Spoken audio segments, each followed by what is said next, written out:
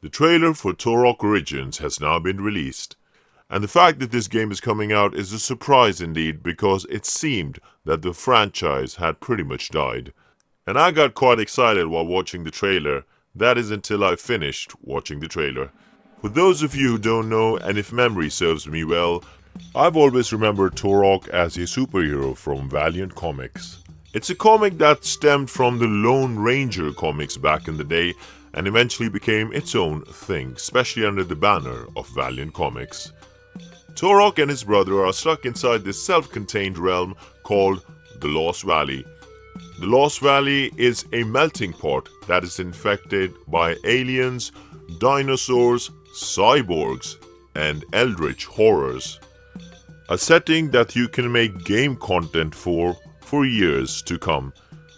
And eventually he ends up on normal planet Earth, which is not quite normal because of course it gets invaded by the same creatures that Turok faced in the Lost Valley. Thus he becomes the Hunter. Now I'm not going to say I'm a huge Turok nerd, but I am quite aware of Valiant Comics and a lot of their characters were pretty cool back in the day. Valiant Comics and Image Comics had this very special thing to them, which is that they were unashamedly badass. Did you guys watch Bloodshot with Vin Diesel? That is a Valiant Comics character. Did you guys ever play one of the most atmospheric games of all time, Shadow Man? That is a Valiant Comics character. Now my favorite Valiant Comics character of all time was Exo Man of War. Imagine Conan the Barbarian gets the Venom symbiote. The Venom symbiote gives Conan powers of Iron Man, but he can't take the suit off because without it, he will die. And on top of that, just like Turok, he's sent over to modern day planet Earth. Valiant Comics characters used to be very complex and very tragic, and it's a shame that they have been forgotten by the general public. Now when the trailer started, I got quite excited because I saw Saber Interactive's logo on screen, and I gotta say their CEO has been slowly restoring my faith in video games. The trailer then followed a absolutely badass hunting sequence with who I assume was Turok. Unfortunately, it seemed Turok was missing some of that main character energy. And I thought it's because they're trying to make him look more realistic. At least that's the reasoning I gave myself until I came across this tragic shot. I don't know about you, but when I saw the shot, the first thing I thought was Fortnite. Some kind of multiplayer shooter where a lot of your main character energy is gonna come from the skin that you're gonna buy. Cosmetics, definitely. Battle passes, maybe. Now I'm gonna assume that the guy in the red armor is Turok's brother, and the female character is a new character. Now I know some of you might be thinking it could be a certain sibling pair from one of the previous games. My brother, have you seen the ladies from Turok?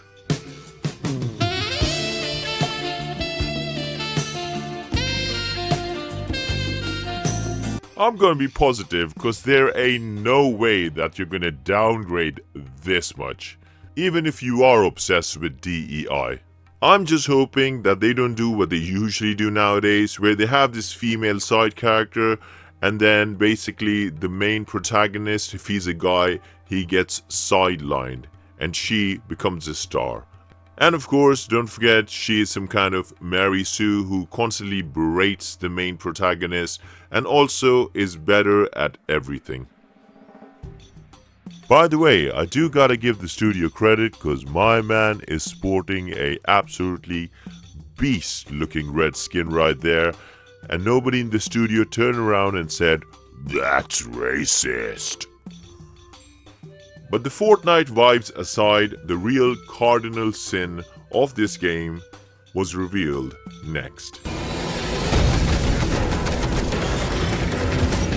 Someone please tell me, who the hell thought it was a good idea to turn this into just another over-the-shoulder third-person shooter?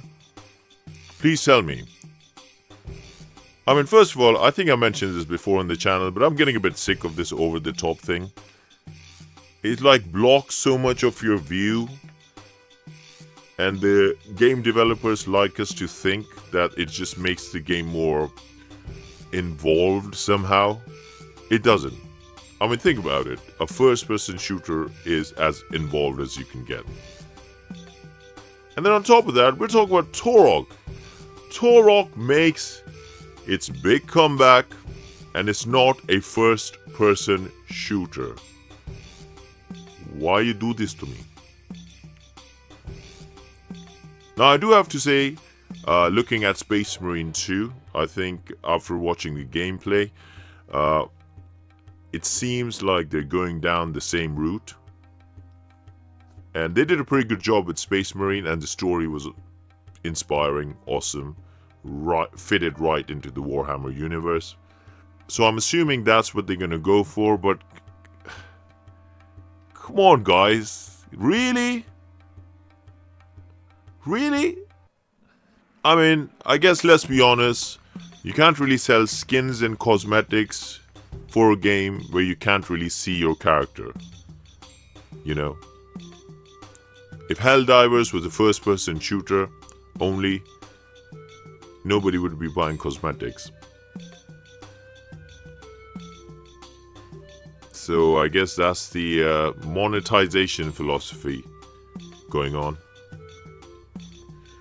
Now, from all the maps that are visible in the trailer, it seems that the game is actually set in the Lost Valley. So when they say Turok Origins, they actually mean it. So that's actually, that's pretty cool. A lot of people would want to skip the past and skip onto the time when he becomes a superhero on Earth.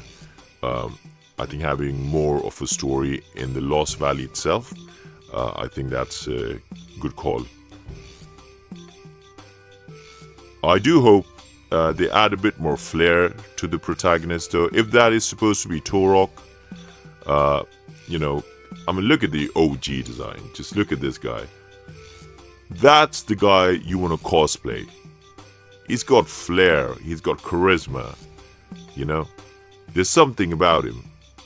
He's cool. Let's have a bit more of that in the new Turok.